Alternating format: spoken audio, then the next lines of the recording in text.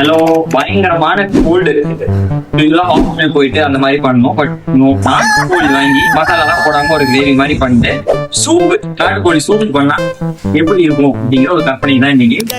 என்ன பண்ணுது சூப் வந்து பக்காவா ரெடி ஆகி இப்ப உங்களுக்கு காட்ட போறேன்.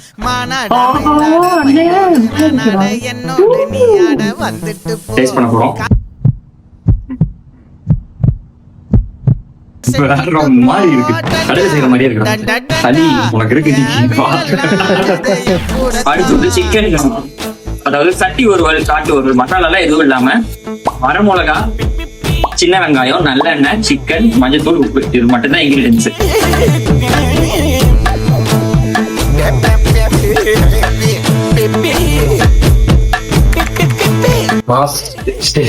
காரம் மட்டும் அதிகம். நாட்டுக்கோழி சிக்கன் தான் வரமிளகா சிக்கன் மாதிரி ஆயிடுச்சு.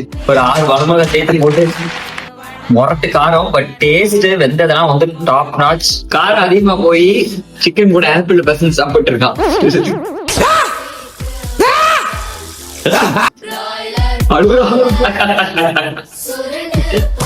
சுருக்குன்னு சாப்பிடணும்ல, சளிக்கு பழி வாங்கணும்ல.